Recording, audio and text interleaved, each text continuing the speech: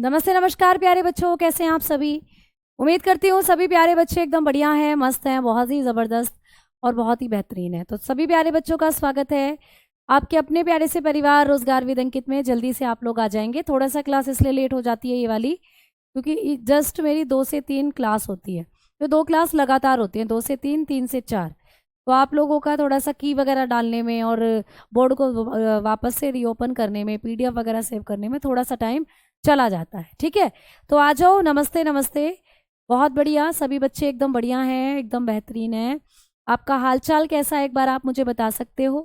Comment section में आप लोग ज़रूर लिखें कि मैडम हम लोग बिल्कुल बढ़िया हैं। तो भाई पिछली क्लास में हमने जो पीरियोडिक टेबल थी उसके बारे में चीज़ों को पढ़ लिया था। और पीरियोडिक टेबल में मैंने आपको सब बताया था कि कौन कौन से ब्लॉक होते हैं और किस ब्लॉक की क्या खास बात हो सकती है। तो आज हमारा एक नया टॉपिक है जो है कार्बन और उससे संबंधित उसके कंपाउंड। तो भाई आइए बात करते हैं सबसे पहले हम लोग कार्बन और उससे संबंधित उसके कंपाउंड के बारे में। तो कार्बन से आप सभी परिचित हैं, आप सभी जानते हैं कि कार्बन जो होता है ये हमारी पृथ्वी पर पाया जाने वाला एक ऐसा पदार्थ है, या हमारे पूरे ब्रह्मांड की बात करते हैं तो कार्बन पौधों में भी है, कार्बन मिट्टी में भी है और कार्बन हमारे शरीर में भी है। तो कार्बन जो होता है बेसिकली, अगर हम लोग हेडिंग देंगे अपनी कार्बन व उसके अपर रूप, तो कार्बन और उसके अपर रूप के बारे में आज हम पढ़ने वाले हैं। कार्बन एंड इट्स कंपाउंड या ऑलोट्रोप। अपर रूप को कहा जाता है ऑलोट्रोप्स। तो कार्बन और उसके ऑलोट्रोप्स के बारे में पढ़ने वाले हैं। कार्बन और उसके कंपाउंड या फिर उसके अपर रूप जो है इनके बारे में हम लोग पढ़ने वाले हैं। ठीक है, तो बहुत बढ़िया, बहुत अच्छे हो तुम सभी, मैं भी एकदम बढ़िया हूँ। नमस्ते सभी को, गुड इवनिंग। चलिए आइए क्लास को कर दिया जाए शुरू। ठीक है बेटा, अगर आप लोगों से कभी भी पूछता है कि कार्बन जो होता है ये कहाँ कहाँ है, तो कार्बन पादप हो गया प्यारे बच्चे। ठीक है, जो प्लांट्स होते हैं, प्लांट से आपको मिलता है कार्बोहाइड्रेट, है ना। तो जैसे आप लोग कार्बोहाइड्रेट खाते हो, तो कार्बोहाइड्रेट होता है बेसिकली शर्कराएं। तो जब आप फल खाते हो, फ्रूट खाते हो, सब्जियां खाते हो, इन सब के अंदर होता है कार्बोहाइड्रेट, और कार्बोहाइड्रेट कार्बन का ही बना हुआ होता है। तो कार्बन जो होता है पादपों में, मृदा में, ठीक है, मृदा में भी मिलेगा, ठीक, वह जंतु शरीर का, वह जंतु शरीर का मुख्य घटक है बेटा। ठीक है, मुख्य घटक है। तो कार्बन जो होता है ये क्या है, आप लोग बताकर चलोगे कि carbon is a main component, main component, main component of plants. Plants में भी है, ठीक है भाई। सॉइल मिट्टी में भी है, एंड एनिमल हमारे शरीर में भी है भाई। हमारा भी पूरा शरीर कार्बन से ही कंपोज्ड हुआ है। हमारे शरीर के अंदर प्रोटीन है, हमारे शरीर में कार्बोहाइड्रेट है, सब कार्बन के बने हुए होते हैं। ठीक है, चलिए अब हम बात करते हैं कि मैम जो कार्बन है वो कितने रूपों में पाया जाता है। इस पृथ्वी पर कार्बन कितने रूपों में पाया जाता है, तो आप कहेंगे कि 2 रूपों में पाया जाता है। तो कार्बन के कितने अपर रूप होते हैं, 2। तो सबसे पहले तो हम लोग, हाँ चलो लिख लीजिए, कार्बन के 2 अपर रूप होते हैं। ये पेपर में आता है कि कार्बन के कितने अपर रूप होते हैं। तो कार्बन के 2 अपर रूप होते हैं बेटा। कितने ऑलोट्रोप्स होते हैं कार्बन के, आप बताओगे, 2। तो कार्बन हैज 2 ऑलोट्रोप्स, 2 ऑलोट्रोप होते हैं कार्बन के। अब मैम ऑलोट्रोप्स होते क्या हैं, ऑलोट्रोप होते क्या है, तो प्यारे साथियों वो तत्व जिनके भौतिक और रासायनिक गुण क्या होते हैं प्यारे बच्चे, अलग अलग, लेकिन उनकी संरचना एक जैसी होती है, उनको कहा जाता है ऑलोट्रोप्स। जैसे कि अगर मैं आप लोगों को बताऊं, ये क्वेश्चन आएगा कि कार्बन के कितने अपर रूप हैं, आपने बताया 2। मैम अपर रूप होते क्या हैं, तो आप लोग बताकर चलोगे कि अपर रूप या ऑलोट्रोप्स वो पदार्थ होते हैं जब कोई तत्व 2 या 2 से अधिक रूपों में पाया जाता है जिसके भौतिक व रासायनिक गुण भिन्न भिन्न हो, वो अपर रूप कहलाते हैं। मतलब एक ही तत्व की बहुत सारी अवस्थाएं, लेकिन हर अवस्था अलग अलग है। हर अवस्था का भौतिक गुण, रासायनिक गुण अलग अलग है। हर अवस्था दिखने में अलग है और उस अवस्था के उपयोग भी अलग हैं। तो वो होते हैं अपर रूप। जैसे कार्बन को अगर आप देखें तो कार्बन कई रूपों में पाया जाता है। जैसे कि अगर मैं मोटे तौर पर कहूँ तो कार्बन के 2 अपर रूप हैं, अभी हमने पढ़ा। मैम कौन कौन से होते हैं? अपर रूप क्या है ये तो समझ में आया। वो तत्व जो 2 या 2 से अधिक अवस्थाओं में पाए जाएं और जिनके भौतिक और रासायनिक गुण अलग अलग हों, वो होते हैं प्यारे बच्चे अपर रूप। ठीक है। When an element is found in 2 or more form, those whose physical and chemical properties are different are called allotropes।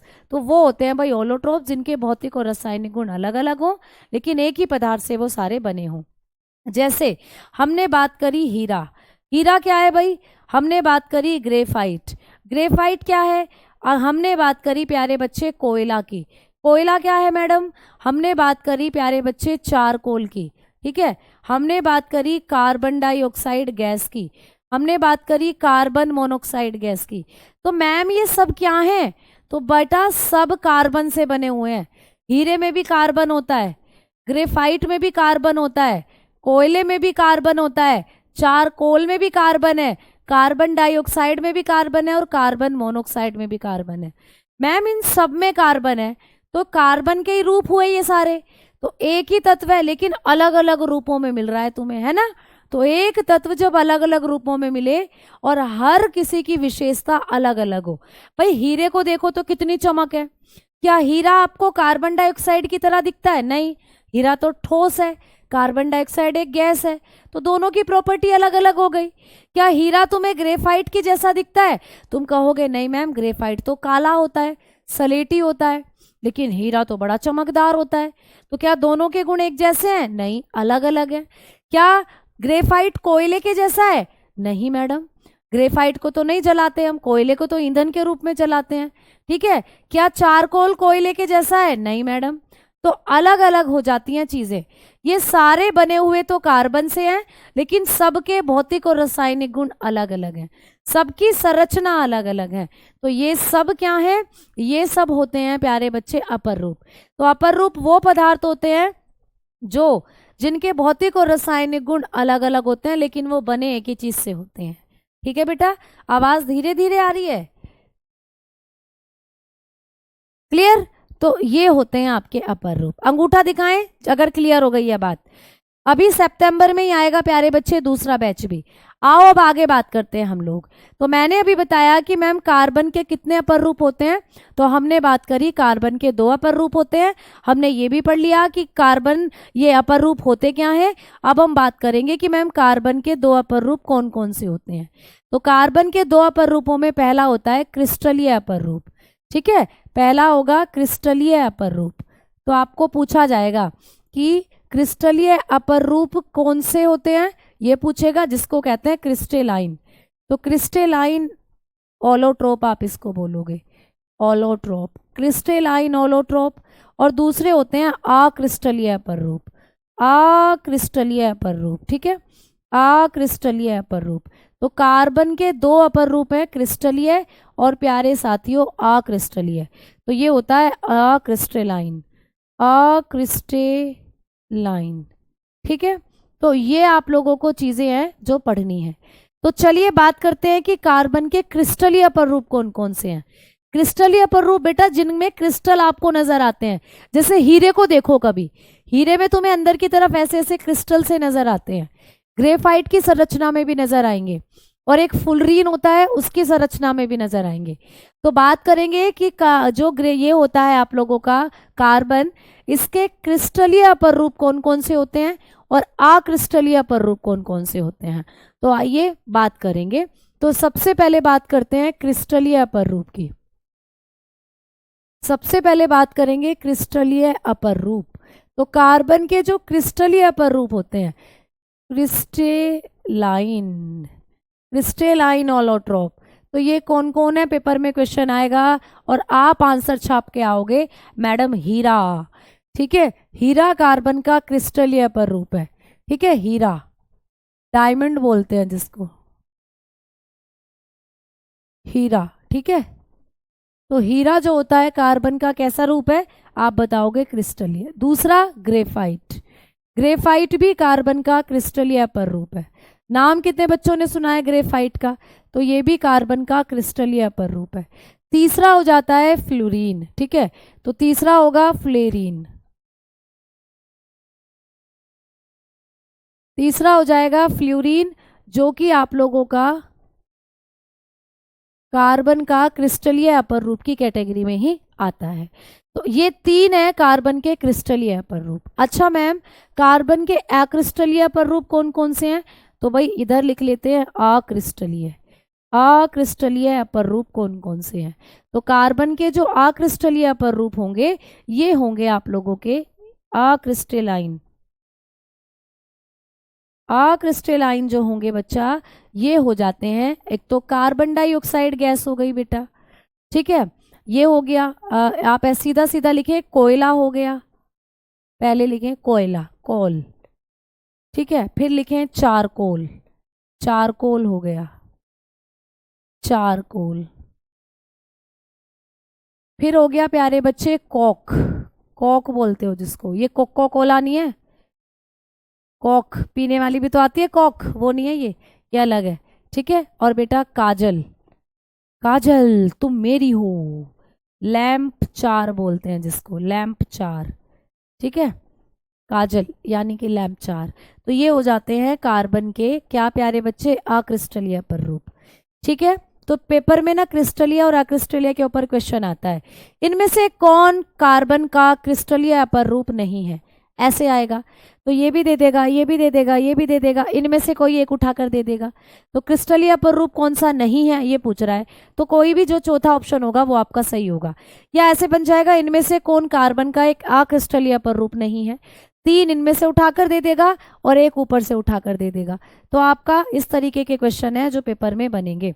बात समझ में आई, बताओ जल्दी से, बात समझ में आई, ठीक है, चलो बहुत बढ़िया। आगे बात करेंगे अब हम लोग,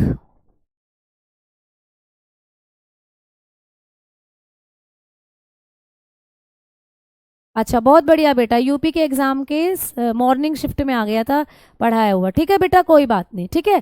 अभी मैं पढ़ाऊंगी इनको, इन तीनों के बारे में। तो भाई हीरा के बारे में तो किसी भी बच्चे को ऐसा कुछ कहने की जरूरत ही नहीं है कि मैम वो क्या होता है हीरा, हीरा तो तुमने बहुत देखा होगा, है ना, बहुत हीरा के बारे में सुना होगा। सबसे बढ़िया कोहिनूर हीरा, सबसे कीमती हीरा है कोहिनूर, जिसको हमारे भारत से चुरा कर ले गए, वो ब्राजील में रखा हुआ है, शायद अब ब्रिटेन में है कोहिनूर का हीरा। तो भाई हीरा जो होता है ये भी कार्बन का एक क्रिस्टलीय अपर रूप है ना। तो चलिए हीरे के बारे में हम लोग चर्चा करेंगे। हीरा, हीरा जो होता है प्यारे साथियों, हीरे के बारे में अगर मैं आपको बताकर चलूं तो सबसे पहले हम लोग बात करेंगे हीरे के कुछ मेन पॉइंट से जो आपको पता है। हम लोगों ने कई बार आभूषण आदि में चमकते हुए नगीने देखे होंगे, देखे है ना तुमने, वही तो हीरे होते हैं बेटा। तो हीरे में कार्बन परमाणु चतुष्फलकीय व्यवस्था में होता है। पेपर में क्वेश्चन आता है कि जो हीरा होता है इसकी संरचना कैसी होती है, तो आप लोग बताओगे कि हीरे की संरचना होती है चतुष्फलकीय, टेट्राहाइड्रल होती है बेटा। तो जो हीरा होता है इसकी संरचना की बात करें तो टेट्राहाइड्रल होती है इसकी संरचना, चतुष्फलकीय, ठीक है, समझ में आ गई बात। ये पूछेगा विश्व का सबसे कीमती हीरा कोहिनूर है, अभी अभी मैंने बताया, जो वर्तमान में ब्रिटिश सरकार के पास रखा हुआ है, जो भारत से ले जाया गया था। तो भारत से ले गए थे वो ब्रिटिश जो थे, वहीं रखा हुआ है ब्रिटेन में, भारत का सबसे कीमती हीरा कोहिनूर, ठीक है। ग्रेफाइट के बारे में भी बताऊंगी, अभी सुनते चलो चीज़ों को, अभी रुको ज़रा, थमो ज़रा। हीरा जो होता है प्यारे बच्चे, इसकी संरचना ऐसी होती है, देखो ऐसा स्ट्रक्चर होता है हीरे में। तो हीरा जो होता है ये कार्बन है और ये हीरे के अंदर कार्बन से बॉन्ड बने हुए हैं, तो ऐसी स्ट्रक्चर होती है इसकी हीरे की। अच्छा मैम, जो हीरा होता है इसमें ए कार्बन जो होता है वो कितने बॉन्ड से जुड़ा हुआ होता है, तो हीरे के अंदर जो कार्बन है वो 4 बॉन्ड बनाती हैं इस तरीके से। तो हीरा जो होता है इसीलिए चतुष्फलकीय संरचना है। मैम क्यों, क्योंकि एक कार्बन 4 बॉन्ड बनाती है बेटा, तो एक कार्बन चारों तरफ से दूसरी कार्बनों से जुड़ी हुई होती है। तो हीरा जो होता है चतुष्फलकीय संरचना है। हीरे में कोई मुक्त इलेक्ट्रॉन नहीं होता, ठीक है, हीरे में मुक्त इलेक्ट्रॉन नहीं होते बच्चे, मुक्त इलेक्ट्रॉन नहीं होते। ये क्वेश्चन आता है, ठीक है, कि हीरे में कितने मुक्त इलेक्ट्रॉन होते हैं, तो हीरे में मुक्त इलेक्ट्रॉन नहीं होते हैं, यानी मुक्त इलेक्ट्रॉनों की संख्या हीरे में होती है 0। हीरे के अंदर फ्री इलेक्ट्रॉन जो हैं वो नहीं होते। अब हीरे में फ्री इलेक्ट्रॉन नहीं है, free electrons are not present, तो हीरे के अंदर जो मुक्त इलेक्ट्रॉन है वो नहीं होते हैं।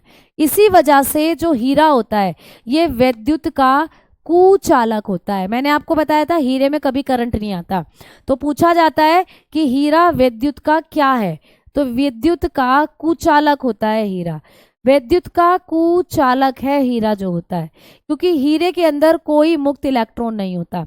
तो ये होता है bad conductor of electricity, bad conductor of electricity. तो हीरा जो होता है वो बैड कंडक्टर होता है, ठीक है, बैड कंडक्टर ऑफ इलेक्ट्रिसिटी।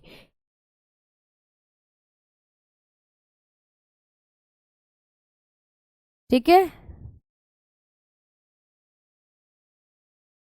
तो बैड कंडक्टर ऑफ इलेक्ट्रिसिटी क्या होता है आप लोग बताएंगे, हीरा। हीरे में करंट क्यों नहीं आता कभी पूछे, क्योंकि भैया कहीं भी एक भी फ्री इलेक्ट्रॉन ही नहीं है, सारे बॉन्ड भरे हुए हैं, तो इलेक्ट्रॉन कहाँ फ्लो करेंगे, इसीलिए हीरे के अंदर कभी भी करंट नहीं आता। तो हीरा सबसे कठोर पदार्थ भी माना जाता है। ठीक है बेटा, चलो बहुत बढ़िया, 10th में पढ़ा था, बहुत वही चीजें हैं सारी, और कौन सी आपको नई चीजें पढ़नी है, वही चीजें हैं सारी। चलिए आइए आगे बात करते हैं कि मैम हीरा जो होता है इसका कई बार आपको अपवर्तनांक भी पूछ लेता है कि हीरा जो होता है इसका अपवर्तनांक कितना होता है। ठीक है, अपवर्तनांक, रिफ्लेक्टिव इंडेक्स आपको कई बार पूछ ली जाती है हीरे की। ठीक है, तो आप बताओगे 2.45, हीरा जो होता है इसका अपवर्तनांक होता है 2.45। ठीक है, ये आपको पूछ लेगा पेपर के अंदर। चलो आओ आगे बात करते हैं हम लोग। आगे आपको पूछेगा कि मैम जो हीरा होता है इसके हम उपयोग कहाँ कहाँ करते हैं, हीरे का यूज़ क्या क्या होता है। तो सभी बच्चे जानते हैं, अगर हम यूज़ की बात करते हैं हीरे की, तो सबसे पहला यूज़ हो जाता है कांच को काटने के लिए। ठीक है, कांच को काटने के लिए, कांच को काटना। ठीक है, तो हीरा जो होता है उससे कटिंग की जाती है। ठीक है, ग्लास कटिंग में यूज होता है हीरा, ये डायमंड ग्लास कटिंग, हीरे का इस्तेमाल करते हैं ग्लास को काटने के लिए।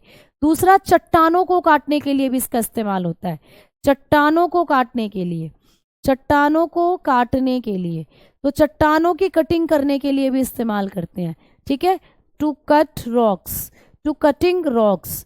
तो प्यारे बच्चे जो चट्टानें होती हैं उनको काटने में भी इस्तेमाल होता है हीरे का। समझ में आ रही है ना चीजें। अब तीसरा है आभूषण बनाने में, ये तो मैंने आपको बता ही दिया था, आभूषण बनाने में भी होता है भाई। तुमने कई बार सुना होगा हीरे का ही हार पहनूंगी, हीरे की अंगूठी चाहिए मुझे, तो हीरे का ही मंगलसूत्र चाहिए, तो भाई आभूषण बनाने में, ज्वेलरी बनाने में। ठीक है, तो ज्वेलरी बनाने के अंदर भी हम लोग किसका इस्तेमाल करते हैं, हीरे का इस्तेमाल करते हैं। और जो हीरा होता है इसका इस्तेमाल कई प्रकार की जो वो होते हैं मेडिसिन क्षेत्र में भी आजकल हीरे का इस्तेमाल किया जा रहा है। ठीक है, अब आप लोगों को कभी सुना है आप लोगों ने हीरे को अगर हम लोग खा लेते हैं तो ही हमारी मृत्यु हो जाएगी, जो हीरा होता है। तो कई प्रकार की ऐसे चूर्ण आ रहे हैं, कई प्रकार की ऐसी मेडिसिन हैं, या कई प्रकार के ऐसे प्रयोगशाला अभिकर्मक या प्रयोगशाला में ऐसी केमिकल्स तैयार किए जा रहे हैं हीरे के द्वारा, जिनको आगे फ्यूचर में यूज़ किया जाएगा। तो आप लोग बना सकते हो विभिन्न रसायन या विभिन्न प्रयोगशाला उपयोगों में, विभिन्न प्रयोगशाला उपयोग में। ठीक है, तो प्रयोगशाला में भी आप इसको यूज़ कर सकते हो, विभिन्न प्रयोगशाला उपयोग में। ठीक है, मैनी लैबोरेटरी मेथड में, तो बहुत से लैबोरेटरी मेथड में भी हम हीरे का इस्तेमाल कर रहे हैं एक्सपेरिमेंटल तौर पर। ठीक है, एक्सपेरिमेंटल तौर पर। क्लियर, चलो आ जाओ आगे बात करते हैं। चलिए, तो ये सब हीरे के उपयोग हो जाते हैं बेटा, ये आपको पेपर में पूछा जाएगा। आइए अब हम आगे बात करते हैं। तो जो मैंने आप लोगों को लिखवाए हीरे के, आपने पढ़ा कि यूजेस कहाँ कहाँ होते हैं। अब बात करते हैं कि मैम हीरे के गुण क्या क्या होते हैं। गुण यानी इसमें क्या क्या प्रॉपर्टी होती है। तो हीरा रंगहीन होता है बेटा, हीरे का कोई कलर नहीं होता। वो लाइट को क्या करता है, रिफ्लेक्ट करता है, तभी उसमें आपको नीला कलर या तभी उसमें आपको हरा कलर नजर आता है। लेकिन वास्तव में हीरा कैसा होता है, तो हीरा होता है प्यारे बच्चे रंगहीन। तो हीरा रंगहीन होता है, हीरा चमकीला होता है, आपको पता है, अत्यंत कठोर पदार्थ है, इस बात को कई बार बता चुकी हूँ। और हीरे का आकार चतुष्फलकीय होता है, टेट्राहाइड्रल होता है। बताया था 4 कार्बन जो होते हैं वो बॉन्ड बनाते हैं हीरे के साथ। तो इस तरीके से आपने हीरे के बारे में जो मेन प्रॉपर्टी हैं वो सारी पढ़ी हैं। समझ में आ गई बात बेटा, ठीक है। तो आपने पढ़ा हीरा जिसकी संरचना चतुष्फलकीय होती है, हीरे में एक भी मुक्त इलेक्ट्रॉन नहीं होता, इसीलिए वो विद्युत संचालित नहीं कर सकता, इसीलिए हीरे में बिजली नहीं आ सकती। हीरा जो होता है इसका उपयोग कांच काटने में, चट्टान काटने में, आभूषण बनाने में और विभिन्न प्रकार के प्रयोगशाला उपकरण बनाने में या प्रयोगशाला में एक्सपेरिमेंटल के तौर पर इसका इस्तेमाल किया जाता रहा है बेटा। तो हीरा जो है एक रंगहीन पदार्थ होता है और सबसे कठोर पदार्थ होता है। चलिए आइए आगे बात करते हैं। अब हम कार्बन के दूसरे ट्रॉप्स की या कार्बन के दूसरे क्रिस्टलीय रूप की बात करते हैं। तो कार्बन का एक क्रिस्टलीय रूप जो कि डायमंड था, इसको हमने पढ़ा। अब बात करते हैं ग्रेफाइट के बारे में। तो प्यारे साथियों आइए बात करेंगे ग्रेफाइट के बारे में। तो ग्रेफाइट जो होता है, जो आपने कई बार देखा है पेंसिल में, ग्रेफाइट की अगर हम लोग बात करते हैं तो आपने कई बार जब आप छोटे थे 5वीं क्लास तक तो आपने खूब कच्ची पेंसिल से राइटिंग करी थी, है ना, वही था ग्रेफाइट। तो हम लिखने के लिए जिस पेंसिल का उपयोग करते हैं उसमें पाया जाने वाला काला पदार्थ ही कार्बन का अपर रूप ग्रेफाइट होता है। तो आपको कई बच्चों को कंफ्यूजन रहता है ग्रेफाइट कैसा दिखता है। तो बेटा तुमने जीवन की 5वीं कक्षा तक जब लिखाई करी थी LKG से लेकर, वो क्या थी, ग्रेफाइट थी। तुम रोज अपने टिफिन में तो खाना ले जाते हैं, पेंसिल बॉक्स में रख कर ले जाते थे इस ग्रेफाइट को। और कई बार हमने पेंसिल को ऐसे बीच से फाड़ भी दिया था और बीच में पूरा एक सिक्का निकलता था, सुरमा, वही होता था आपका ग्रेफाइट। तो ग्रेफाइट क्या है, जो पेंसिल में आप लोग देखते हो वही ग्रेफाइट। ग्रेफाइट को एक और नाम से जाना जाता है, इसको कहते हैं ब्लैक लेड, इसी को कहा जाता है ब्लैक लेड, काला शीशा। तो कभी भी पूछे काला शीशा किसे कहा जाता है, तो काला शीशा कहते हैं हम लोग प्यारे साथियों किसको, ग्रेफाइट को। ग्रेफाइट कार्बन का एक ऐसा एलोट्रोप है जो विद्युत का सुचालक होता है, इसमें करंट आता है बेटा, ठीक है। तो पेंसिल का यह आग साधारण बोलचाल में लेड कहलाता है। तो मैंने कहा ना कि पेंसिल का ये जो अगला हिस्सा है, ठीक है, या ये जो पेंसिल की आग वाला पॉइंट का मतलब होता है सबसे आगे वाला हिस्सा, इसी को हम क्या कहते हैं, लेड। यानी कि ब्लैक लेड किसको कहते हैं, पेपर में क्वेश्चन बनाए कई बार, तो ग्रेफाइट को ही कहते हैं ब्लैक लेड। ग्रेफाइट का ही नाम है ब्लैक लेड। समझ में आ रही हैं चीजें। चलिए आइए आगे बात करते हैं। मैम ये जो ग्रेफाइट होता है इसके बारे में हम क्या कहेंगे, या इसके बारे में हम क्या, इसके मेन पॉइंट जो हैं वो क्या हो सकते हैं। तो प्यारे साथियों जो ये होता है ग्रेफाइट, इसमें कार्बन जो है एक कार्बन फ्री होता है। चलिए मैं आपको लिखवा देती हूँ कि ग्रेफाइट की जो प्रॉपर्टी हैं वो क्या क्या होती हैं, ग्रेफाइट्स के जो गुण होते हैं वो क्या क्या होते हैं। तो चलिए पहले आइए बात करते हैं ग्रेफाइट के कुछ उपयोगों के बारे में और गुण के बारे में। यह पदार्थ गहरे धूसर रंग कॉर्नम्स चमकीला होता है, मतलब आपको मैंने बताया था ग्रेफाइट जो है सलेटी से रंग का होता है। इस पदार्थ को छूने पर आपको ये चिकना चिकना लगेगा। कई बार हम पेंसिल की नोक को शॉर्पनर में शॉर्प करते रहते थे और एक मसाला सा निकालते रहते थे, है ना, काला काला, वो ग्रेफाइट घिसता रहता था और मसाला से इकट्ठा हो जाता था। तो वही चिकना सा मसाला जो होता है वही ग्रेफाइट है, तो वो चिकना होता है बेटा। यह पदार्थ विद्युत का सुचालक होता है, मैंने बताया विद्युत का सुचालक होता है। अब देखो ये मेन पॉइंट है जो पेपर में आता है कि ग्रेफाइट विद्युत का सुचालक होता है, यानी कि ये गुड कंडक्टर है इलेक्ट्रिसिटी का, इसमें करंट आ जाता है ग्रेफाइट में। तो क्यों आ जाता है, इसकी संरचना परतदार होती है बेटा, इसमें कई परतें होती हैं, 3 परतें बेसिकली। ये परतें एक दूसरे पर खिसक सकती हैं, इसी वजह से इसके अंदर जो करंट है वो भी फ्लो कर सकता है। समझ में आई। तो जो इसकी स्ट्रक्चर होती है वो लेयर्ड स्ट्रक्चर होती है ग्रेफाइट की। अगर मैं आपको ग्रेफाइट की संरचना दिखाऊं तो ग्रेफाइट की जो संरचना होती है वो लेयर्ड स्ट्रक्चर होती है। अगर आप इसको देख पाएंगे तो एक सेकंड रुकिएगा।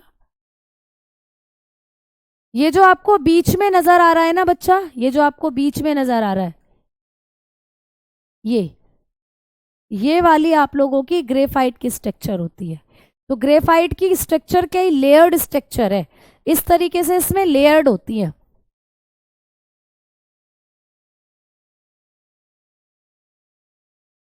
तो ये लेयर्ड स्ट्रक्चर होती है जो ग्रेफाइट होती है। इसीलिए इस ग्रेफाइट के अंदर क्या होता है, एक परत दूसरी परत के ऊपर खिसक सकती है। यही सेम प्रॉपर्टी धातुओं में भी होती है, इसीलिए धातुएं विद्युत का सुचालक होती हैं। ठीक है, अब देखो जो ग्रेफाइट होता है प्यारे बच्चे, ग्रेफाइट, इसके अंदर क्या होगा, इसके अंदर जो कार्बन है ना, एक कार्बन मुक्त होता है। मान लो जैसे कि मैं आपको सिखा, अभी नेक्स्ट पेज पर बताऊंगी ये चीजें, चलो यहां बता देती हूँ। देखो जब आपने हीरे की बात करी, हीरा, तो मैंने कहा था जो हीरा होता है इसमें जो कार्बन है वो कहीं से भी फ्री नहीं है, चारों कार्बन पर बॉन्ड बने हुए हैं, कोई भी इलेक्ट्रॉन फ्री नहीं है हीरे के अंदर। इसीलिए हीरे में वैद्युत इलेक्ट्रिसिटी फ्लो नहीं हो सकती। लेकिन अगर हम ग्रेफाइट की बात करते हैं, अगर हम बात करते हैं ग्रेफाइट की, तो जो ग्रेफाइट होता है इसमें जो कार्बन होती है, ठीक है, इसके अंदर एक इलेक्ट्रॉन फ्री होता है। मान लो ये वाला इलेक्ट्रॉन जो है फ्री है, एक कार्बन फ्री है, एक मुक्त इलेक्ट्रॉन होता है बेटा। ये वाला जो इलेक्ट्रॉन है वो मुक्त है, ये वाला कार्बन फ्री है, यहाँ कोई बॉन्ड नहीं बन रहा ग्रेफाइट के अंदर। तो ये जो आप लोगों का ग्रेफाइट है इसमें एक मुक्त इलेक्ट्रॉन है, इसी वजह से ये वैद्युत का सुचालक होता है। वैद्युत का सुचालक, ये आपको पूछा जाता है कि ग्रेफाइट जो होता है वैद्युत का सुचालक होता है। क्यों? क्योंकि इसके अंदर एक तो परतीय संरचनाएं, परत होती हैं, एक परत के ऊपर दूसरी परत है, इसलिए इसमें विद्युत भी फ्लो कर सकती है। दूसरा, एक मुक्त इलेक्ट्रॉन इसके अंदर देखने को मिलते हैं, तो इसीलिए ये विद्युत का गुड कंडक्टर होता है, इसीलिए ये बिजली का गुड कंडक्टर है। यहाँ तक बात समझ में आई? बताएं, फिर आगे बढ़ूंगी। ठीक है, यहाँ तक बात समझ में आई हो तो बताओ, उसके बाद आगे बढ़ूंगी। ठीक बेटा, जल्दी से बताओ। ज्योति जी, आपको जन्म दिवस की ढेरों शुभकामनाएं बच्चा। आप अपने जन्म दिवस पर बहुत अच्छे से सेलिब्रेट करें इसको, और आगे चलकर मैं भविष्य में आपके लिए आपको बर्थडे की शुभकामनाओं के तौर पर कुछ बेस्ट विशेष देना चाहती हूँ कि भाई आप भविष्य में सक्सेसफुल इंसान बने, अच्छा इंसान बने, जो आपकी पसंदीदा नौकरी है वो आपके हाथ में हो। और ये सभी बच्चों के लिए मेरा जो बेस्ट विशेष हैं वो हैं बेटा। ठीक, चलो आओ। ठीक है, समझ में आ गई बात? क्लियर? आगे बात करें भाई। चलिए अब हम आगे बढ़ रहे हैं, आगे बढ़ेंगे, आगे बात करेंगे। एक बच्चा बोल रहा है, एक बच्चे का मैं कमेंट देख लेती हूँ जरा।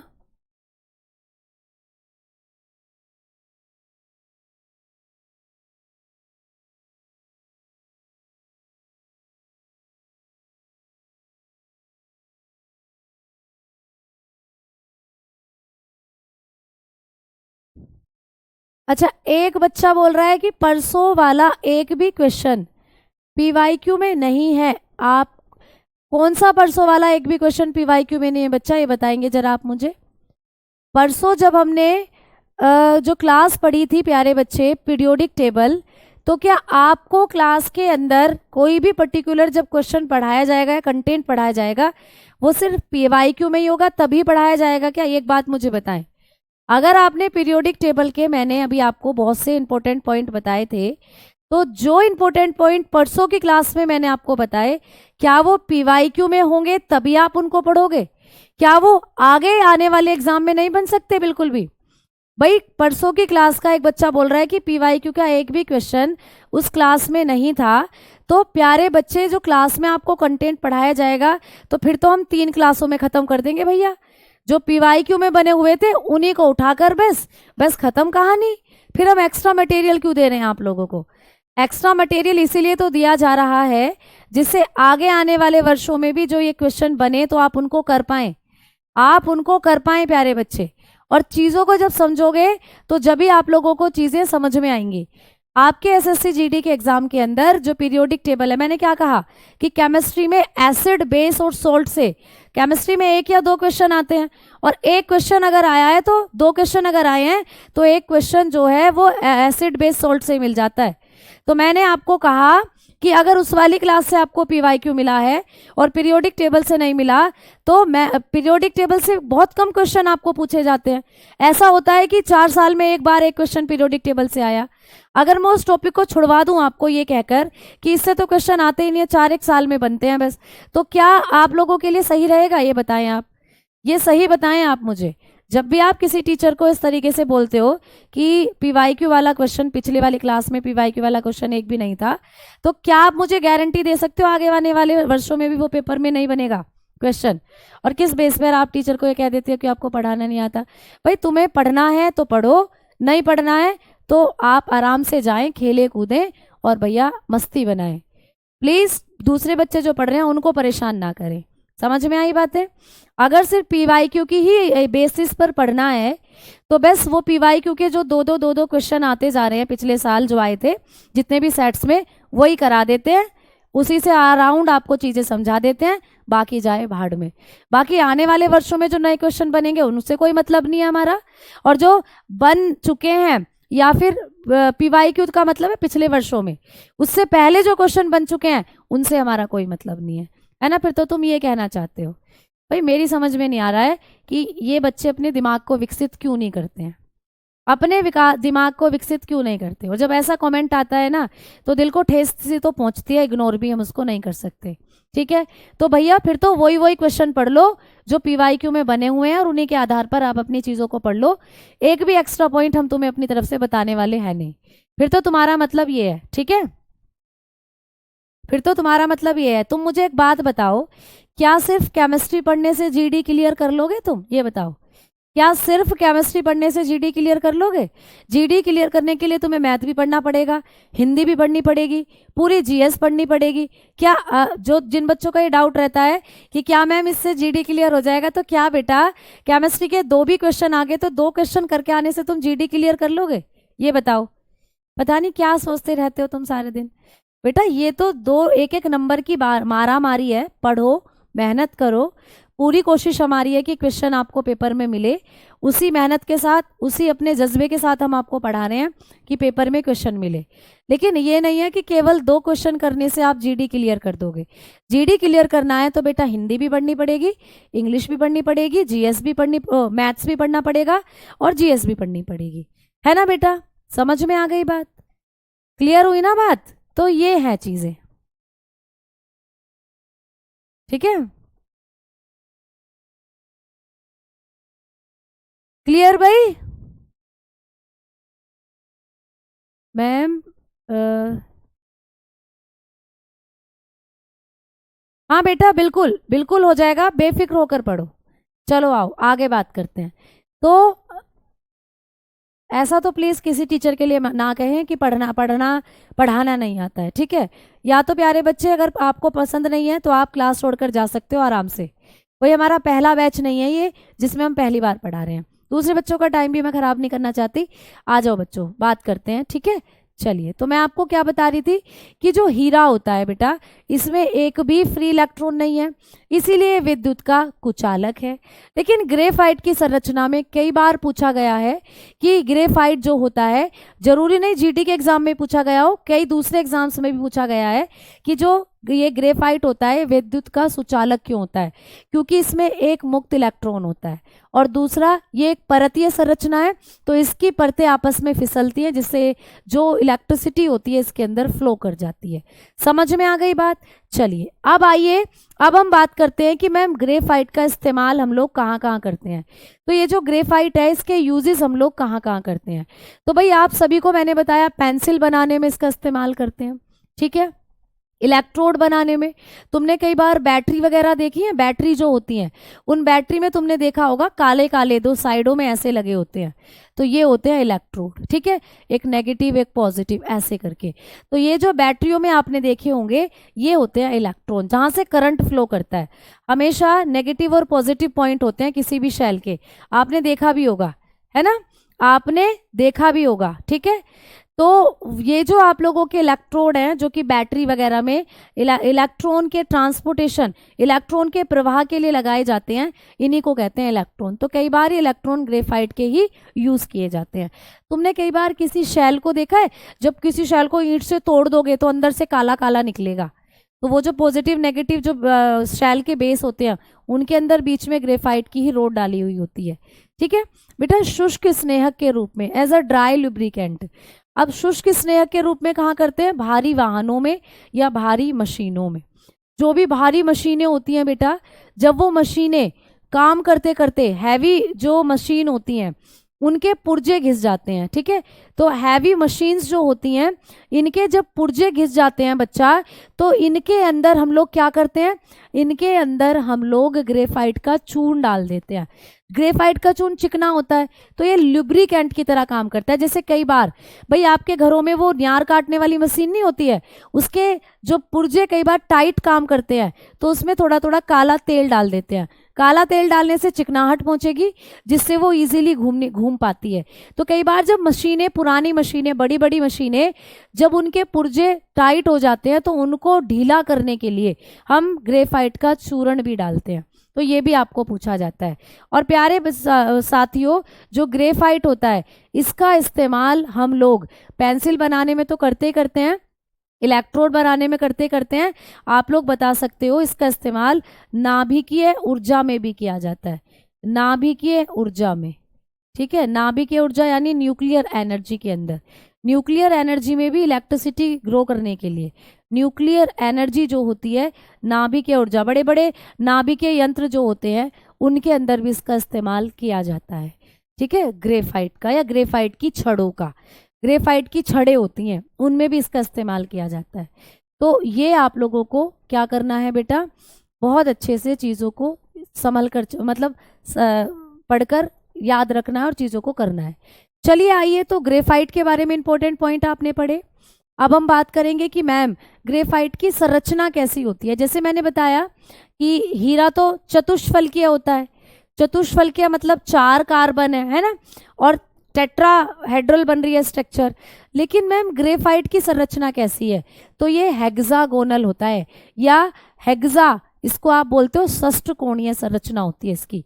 कैसी संरचना होती है, षष्ठकोणीय, षष्ठकोणीय इसकी संरचना होती है, षष्ठकोणीय, हेक्सागोनल, हेक्सागोनल होती है इसकी संरचना। ये भी पूछ लिया जाता है कि जो ग्रेफाइट होता है इसकी संरचना कैसी होती है, तो आप बताओगे षष्ठकोणीय, षष्ठकोणीय संरचना होती है इसकी। ठीक है, हेक्सागोनल होता है ये, यानी कि इसके जो संरचना है बेसिकली जो 6 पॉइंट होते हैं उस आधार पर इसकी जो संरचना है वो तैयार की गई है। हेक्सा का मतलब होता है 6 बेटा, तो इस तरीके से इसकी संरचना होती है। 1 2 3 4 5 6 मैंने बनाई हुई है ना, यहाँ देखो 1 2 3 4 5 6, इस तरीके से इसके अंदर जो कार्बन के कंपाउंड होते हैं वो ऐड ऑन होते हैं ऐसे करके। ठीक है, तो इस तरीके की हेक्सागोनल संरचना स्ट्रक्चर होती है इसकी। कार्बन की थी टेट्राहेड्रल, यानी कि 4 कार्बन इस तरीके से जुड़े होते थे। ठीक है, चलो आओ बात करते हैं कार्बन का जो तीसरा एलोट्रोप है जिसको हम कहेंगे फ्लोरीन।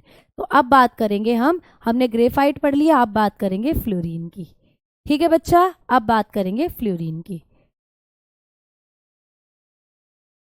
ठीक है बेटा, चलो आओ आगे बात करते हैं, आगे बात करेंगे फ्लोरीन की। तो इसके बारे में भी आपको कई बार क्वेश्चंस बन जाते हैं। चलिए बात करते हैं फ्लोरीन की। जो फ्लोरीन होती है कार्बन का ही तीसरा क्रिस्टलीय अपर रूप है बेटा, कार्बन का तीसरा क्रिस्टलीय अपर रूप होता है फ्लोरीन। फुलरीन के एक अणु में 60 से 70 तक कार्बन होते हैं, ठीक है। तो और फुलरीन की जो संरचना है वो फुटबॉल के जैसी होती है या पिंजरे के समान होती है। जैसे कोई पिंजरा होता है ना, चिड़िया को रखने वाला पिंजरा, वैसी संरचना है फुटबॉल के समान। तो भाई इसकी जो संरचना होती है वो फुटबॉल जैसी होती है। A molecule of fluorine contain 70 to 60। ये भी पेपर में आता है कि फुलरीन के एक अणु के अंदर कितने कार्बन होते हैं, तो 60 से 70 होते हैं, ठीक है। और स्ट्रक्चर कैसा होता है, फुटबॉल के समान, या मैं यहाँ लिख देती हूँ केज के समान। केज माने पिंजरा, पिंजरे के समान भी होती है। तो ये भी पूछा है कि पिंजरे के जैसी संरचना कौन से कार्बन के अपर रूप की होती है, तो फुलरीन की आप बताओगे। इसका वैज्ञानिक नाम बकमिस्टर फुलरीन है। बकमिस्टर फुलरीन एक साइंटिस्ट का नाम है बेटा। बकमिस्टर फुलरीन क्या है, एक वैज्ञानिक का नाम है। उन्होंने इसकी संरचना को ढूंढा था, ठीक है। अब उन्हीं के नाम पर इसको बकमिस्टर फुलरीन भी कह देते हैं। उन्हीं के नाम पर इसको बकमिस्टर फुलरीन कह देते हैं, जो फुलरीन होती है। समझ में आई बात? चलिए, ये तीनों पॉइंट क्लियर आप लोगों को, ठीक है। ये तीनों पॉइंट क्लियर। चलिए, आप लोगों को मैंने बताया फुलरीन कार्बन का तीसरा अपर रूप है। इसके अंदर इसका एक अणु जो है वो लगभग 60 से 70 कार्बन से जुड़कर बना होता है फुलरीन का। और फुलरीन जो होता है इसकी संरचना पिंजरे के समान या आप बताओगे फुटबॉल के समान होती है। अब इसको कई बार हम बकमिस्टर फुलरीन के नाम से भी जानते हैं। क्यों? क्योंकि भाई इसको एक साइंटिस्ट जिनका नाम था बकमिस्टर, उन्होंने ढूंढा था, उन्हीं के नाम पर इसको बकमिस्टर फुलरीन कहा जाता है, ठीक है। अब हमने आगे बात करी कि मैम ये जो बकमिस्टर फुलरीन होता है इसका स्ट्रक्चर कैसा है, तो भाई इस तरीके का, जैसे कि एक फुटबॉल दिखती है ना, या फिर एक चिड़िया को कैद करने वाला पिंजरा, ठीक है। तो इसे हम बकी बॉल के नाम से भी जानते हैं। बकी बॉल बेटा, बकी बॉल जो हमारे भारत में तो नहीं, लेकिन बाहर की कंट्रीज में एक खेल खेला जाता है, एक बॉल सी होती है उसको लेकर भागते हैं, तो उन्हीं के नाम पर इसको बकी बॉल भी कहा जाता है, फुटबॉल या बकी बॉल, ठीक है। समझ में आ गई बात? चलिए आगे बात करते हैं। आगे बात करते हैं। नहीं बेटा, वो तो आप लोगों की मर्जी है, आप कुछ भी बोलो, लेकिन जब जब तुम जीवन में कभी टीचर बनोगे और बड़े डेडिकेशन के साथ पढ़ाओगे, और जब तुम्हारे सामने ऐसे कमेंट आएंगे ना, तो तुम्हें अपने आप ही वो फील हो जाएगा कि किस तरीके का फील होता होगा, है ना बेटा। चलो आओ आगे बात करते हैं अब। तो आइए अब हम आगे बात करेंगे। अब मैं आप लोगों को बताने वाली हूँ कि मैम जो ये बकमिस्टर फुलरीन होती है ना, ये विद्युत का सुचालक है या विद्युत का कुचालक। जैसे हीरे में तो करंट ही नहीं था, वो तो कुचालक था। हमने पढ़ लिया ग्रेफाइट, ग्रेफाइट में करंट होता था, लेकिन मैम फुलरीन में क्या होता है, करंट होता है या नहीं होता? तो आप लोग लिखेंगे ये विद्युत का अतिचालक है बच्चा, अतिचालक, ठीक है। तो इसका जो इसका हम उपयोग करते हैं ना, इसका उपयोग ही अतिचालक के रूप में किया जाता है। इसका फुलरीन का जो यूज करते हैं अतिचालक के रूप में करते हैं। अतिचालक, बहुत अच्छा करंट आता है इसमें, अतिचालक के रूप में, सुपर कंडक्टर के रूप में इस्तेमाल करते हैं। तो कार्बन का कौन सा अपर रूप है जिसको सुपर कंडक्टर के रूप में यूज किया जाता है? तो आप बताओगे फुलरीन। तो फुलरीन का इस्तेमाल हम अतिचालकता के रूप में करते हैं या सुपर कंडक्टर के रूप में करते हैं, ठीक है। समझ में आ गई बात आप लोगों को? चलो आओ अब आगे बात करते हैं। कार्बन के क्रिस्टलीय अपर रूप आपने पढ़ लिए। कार्बन के क्रिस्टलीय अपर रूप 3 थे। आप लोगों को नोट कर कर एक और चीज लिख लेनी है जो कि आजकल पेपर में आ रहा है, ठीक है। कार्बन के मुख्य अपर रूप 3 ही है, लेकिन नोट कर कर यहाँ लिख लेना, एक और होता है ग्राफीन। एक और होता है प्यारे बच्चे, नोट कर कर लिख लीजिएगा, जो अभी खोजा गया है हाल ही में, ग्राफीन। तो कार्बन का एक और क्रिस्टलीय अपर रूप खोजा गया है जिसका नाम है ग्राफीन। अच्छा मैम, ये ग्राफीन कहाँ इस्तेमाल होता है? तो इस ग्राफीन से हम लोग बनाते हैं टच स्क्रीन। आपके मोबाइल फ़ोन की जो टच स्क्रीन आती है वो, जैसे ये बोर्ड है, इस बोर्ड पर तुम्हें दिख रहा है ये जिस पे मैं लिख रही हूँ, ये ग्राफीन है। आप लोग एलईडी देखते हो, टीवी, आजकल एलसीडीज आ गई हैं, वो एलसीडीज जो होती है उन पर जो वो जहाँ पिक्चर देखते हो वो ग्राफीन है। आपके मोबाइल पर जो टच स्क्रीन होती है वो ग्राफीन है। तो इसका इस्तेमाल करते हैं टच स्क्रीन प्रोडक्ट बनाने में। टच स्क्रीन प्रोडक्ट बनाने में, ठीक है, टच स्क्रीन प्रोडक्ट, तो प्रोडक्ट बनाने में, टच स्क्रीन प्रोडक्ट बनाने में। और टच स्क्रीन तो भाई सभी जानते हो, जो भी चीज़ पेन हमारे फ़ोन वगैरह है टच करते हैं तो चलती हैं। जैसे मैं इस बोर्ड को ऐसे टच कर रही हूँ तो ये चल रहा है ना, इसको बनाने में। ठीक बेटा, चलिए अब आगे बात करते हैं। चलो अब आगे बात करेंगे कार्बन के। अब कुछ ऐसे अपर रूप पढ़ेंगे जो कि बेटा आक्रिस्टलीय के अंदर आते हैं। जैसे कोयला हो गया है, चारकोल हो गया है, कोक हो गया है, काजल हो गया है। काजल के बारे में तो तुमने सुना ही है, तेरी आँखा का यो काजल। ठीक है, आ जाओ तो सबसे पहले कोयले की बात कर लेते हैं। सबसे पहले हेडिंग डालो कोयला, कोयला कोयला कोयला। तो भाई कोयले के बारे में सब जानते हो, ऑयल बोलते हैं जिसको, कोयला। अब कोयल जो है इसके बारे में आप सभी जानते हो कि मैडम इसका उपयोग हम कहाँ करते हैं। तो इसका उपयोग हम लोग करते हैं ईंधन के रूप में।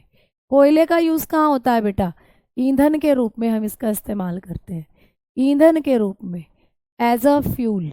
ईंधन भाई आप भुट्टे खाते हो तो घरों में कई बार कोयले पर जल उनको भूना जाता है। हमारे चूल्हे में कई बार कोयले का इस्तेमाल करते हैं, अंगीठी में, तो ईंधन के रूप में। ठीक है, अब कोयला जो है इसके 4 प्रकार होते हैं। कोयला कितने रूपों में मिलता है, 4 प्रकार होते हैं कोयले के। इन 4 प्रकारों से क्वेश्चन आया हुआ है पेपर में। आपको पूछता है कि कौन कौन से 4 प्रकार हैं कोयले के, तो आप बताओगे कोयले की सबसे पहला जो रूप होता है वो होता है पीट कोयला।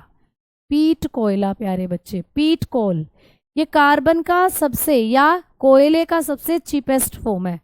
ये सबसे निम्न किस्म का कोयला होता है। तो आपको पूछेगा सबसे निम्न किस्म का कोयला कौन सा है, तो ये सबसे निम्न किस्म है बेटा, निम्न किस्म का कोयला है। ठीक है, ये सबसे निम्न किस्म है। लोअर, लोअर कॉइल भी बोलते हैं इसको, सबसे लो कैटेगरी का कोयला है ये। इसमें कार्बन कितना होता है मैडम, तो बच्चा इसमें कार्बन सबसे कम मात्रा में होता है। इसके अंदर कार्बन 50 से 60% होता है। तो कार्बन इसमें बहुत कम मात्रा में है, 50 से 60% कार्बन होता है इसमें।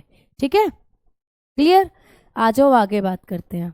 मैं बहुत जल्दी से गुस्सा हो जाती हूँ भाई, ऐसा तो नहीं है, मैं जल्दी से तो गुस्सा नहीं होती बेटा। ठीक है चलो आओ आगे बात करते हैं। मैं गुस्सा होने की बात नहीं बता रही हूँ, चलो आओ, क्यों लेक्चर दिया, इधर आओ। अगला है प्यारे बच्चे लिग्नाइट कोयला, लिग्नाइट। अगली जो किस्म है लिग्नाइट। ठीक है, लिग्नाइट, ये लिख लो पेपर में आता है, लिग्नाइट। अगली जो किस्म है वो है लिग्नाइट। अच्छा मैम, लिग्नाइट को ना भूरा कोयला भी कहते हैं, ये भी पूछा गया है कई बार कि भूरा कोयला किसको कहा जाता है। तो ये है भूरा कोयला, इसको कहा जाता है ब्राउन कोयल। ये भूरा कोयला है, ब्राउन कोयला है ये, ब्राउन कोयल इसको कह देते हैं। अब इसमें कार्बन कितना होता है मैडम, तो इसमें कार्बन होता है, आप बताओगे 60 से 70%, 60 से 70%। अब ये जो मैं परसेंटेज लिखवा रही हूँ ना, ये दूसरी बुक में आपको 1-2% ऊपर नीचे भी मिल सकती हैं।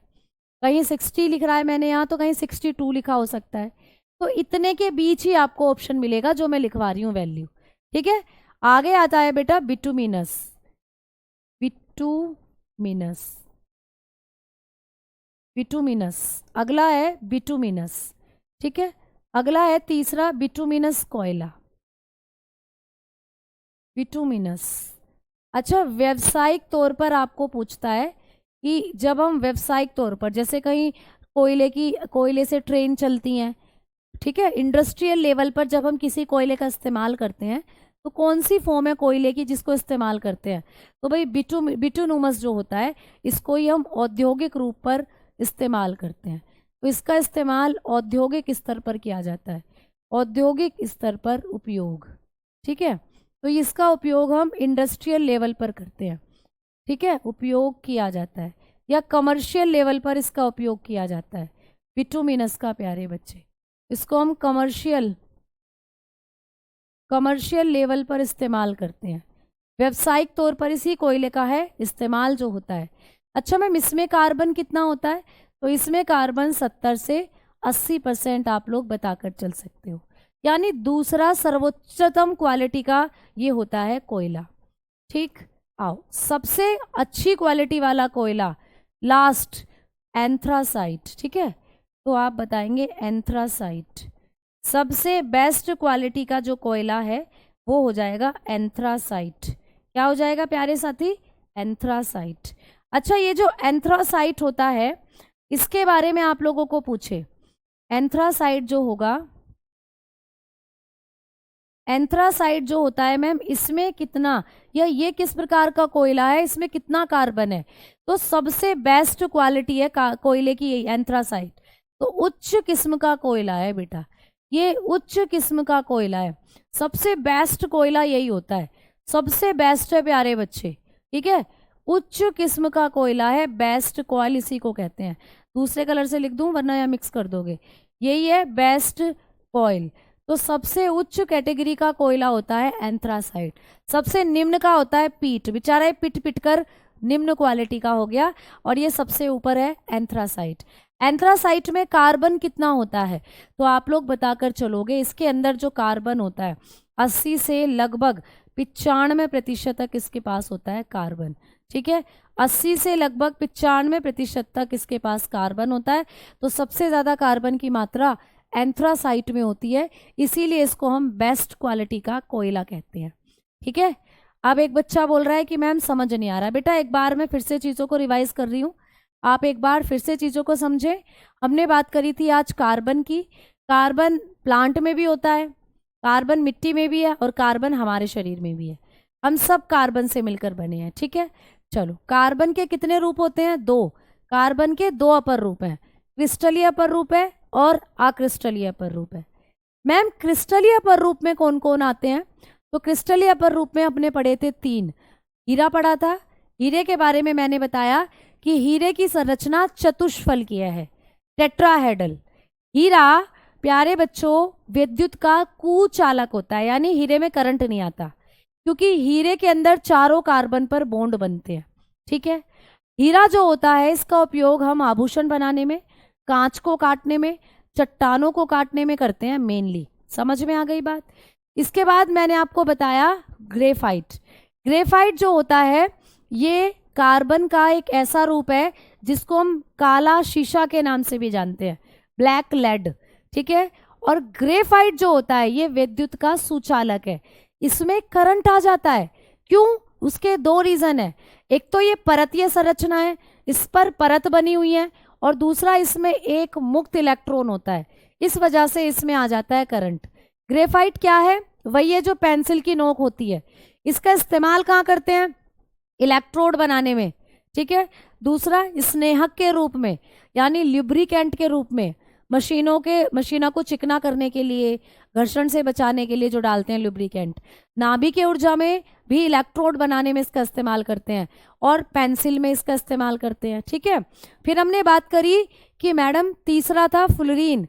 तो फ्लोरीन जो था ये भी कार्बन का तीसरा क्रिस्टलीय रूप था, और ये जो फ्लोरीन था इसकी संरचना फुटबॉल की तरह या फिर एक पिंजरे की तरह थी, और इसके एक अणु में 60 से 70 क्या पाए जाते थे? कार्बन के अणु पाए जाते थे। और इसकी खोज बकमिस्टर नाम के साइंटिस्ट ने करी, इसीलिए इसको बकमिस्टर फ्लोरीन भी कहा जाता है। इसका उपयोग हम लोग कहाँ करते हैं? इसका उपयोग किया जाता है अति चालक बनाने में, सुपर कंडक्टर बनाने में, जिसमें करंट बहुत तेजी के साथ जोड़ेगा। फिर हमने बात करी थी, नोट कर एक और बताया था, ग्राफीन।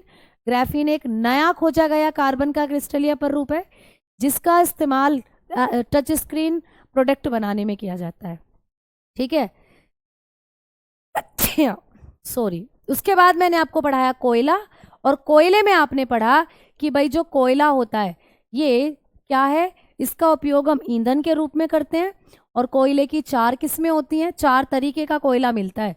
सबसे लो क्वालिटी का कोयला होता है, आप बताएंगे पीट, जिसमें कार्बन केवल 50 से 60% है। फिर आता है एंथ्रासाइट, जिसको भूरा कोयला भी कहते हैं, इसमें जो कार्बन का प्रतिशत है वो आप बताओगे 60 से 70 है। फिर आता है बिटुमिनस, बिटुमिनस को ही हम व्यावसायिक तौर पर इस्तेमाल करते हैं, जितनी भी फैक्ट्री वगैरह है उन सब में बिटुमस कोयले की सप्लाई होती है। और ये कार्बन को कितने कार्बन के अणु होते हैं इसमें, आप बताओगे 70 से 80%। ठीक है। और सबसे बेस्ट क्वालिटी का होता है एंथ्रासाइट, जिसमें कार्बन सबसे ज़्यादा 80 से 95% होती है। कहीं कहीं पर 92 भी लिखा होता है। ठीक है, समझ में आ गई। तो ये आप लोगों को आज की क्लास में मैंने पढ़ाया। अब होप करती हूँ आपको समझ में आई होंगी चीज़ें। कल मैं आपको चारकोल, कोक और काजल के बारे में बताऊंगी। उसके बाद फिर हम आगे की तरफ बढ़ेंगे। ठीक है बच्चा, तो बहुत बहुत धन्यवाद, बहुत बहुत शुक्रिया। अब मिलते हैं कल, तब तक के लिए नमस्कार।